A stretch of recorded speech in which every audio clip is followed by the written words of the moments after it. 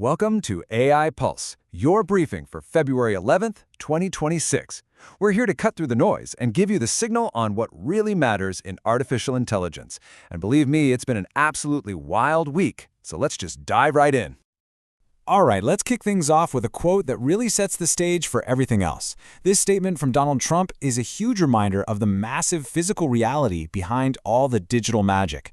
This enormous demand for power, it's the invisible engine driving every single thing we're going to talk about today.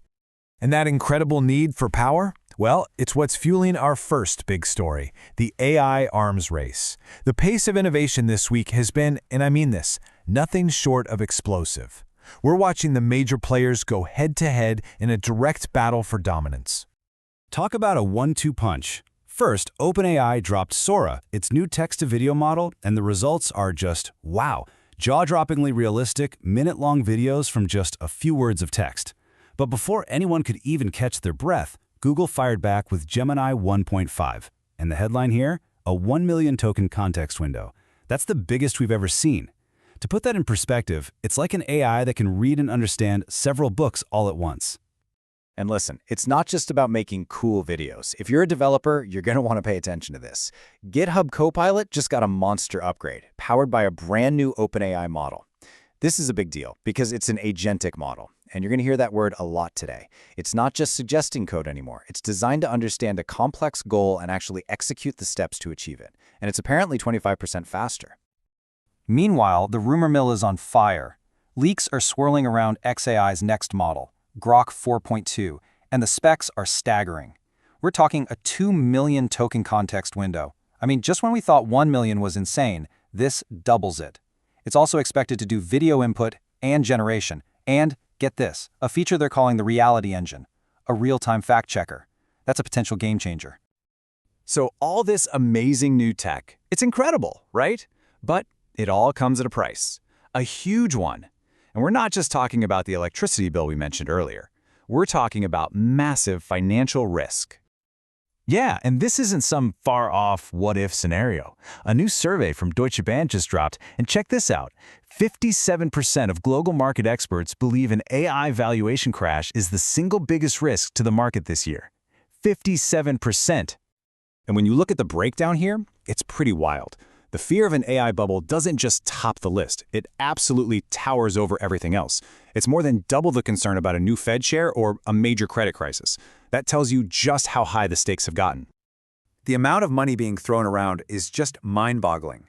To even try to compete with NVIDIA in the chip space, SoftBank's founder is trying to raise $100 billion. And that's not to build the next great AI. That's just to build the company that makes the chips that run the AI. That's the price of admission to this game. And then there's Elon Musk's solution, which is, well, it's peak Elon Musk. Remember that energy problem, the whole reason we started with that quote? His answer is to literally take it off-world. The new merger between SpaceX and xAI is apparently driven by a plan to build solar-powered AI data centers in space. You just can't make this stuff up. So you have all this power, all this money, all this competition. Where is it all going?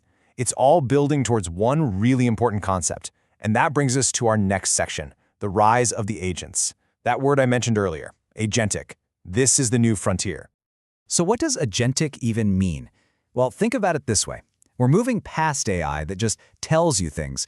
We're entering the era of AI that does things for you. It's not a passive chatbot anymore. It's an autonomous system that can use tools, work with other apps, and figure out all the steps to get a complex job done all on its own. And once you start looking for this trend, you see it everywhere. It's in the new GitHub model we talked about. It's what Grok 4.2 is being designed for. Researchers are all over it. And of course, where there's new tech, there are new dangers. You've even got cybersecurity companies like Cisco spinning up whole new products just to protect what they're calling the agentic attack surface. But this power, it is a double-edged sword. And IBM just gave us a chilling glimpse of the other edge. They showed how a few AIs working together could listen in on a live phone call, and not just listen, but change what's being said in real time. Imagine you're on the phone giving your bank details, and an AI just swaps them out with a scammer's. That's not science fiction anymore. So, we've talked about the tech, the money, the risks, but what about the people? This high-pressure, non-stop race to build the future is taking a serious toll on the actual humans at the center of it all. And this week, we saw a pretty shocking example of that. Elon Musk's AI venture, xAI, they've now lost half of their original founding team.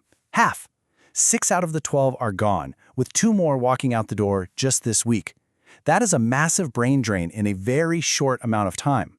And you have to wonder why, right? Well, one researcher who left put it pretty bluntly. He said, all AI labs are building the exact same thing, and it's boring.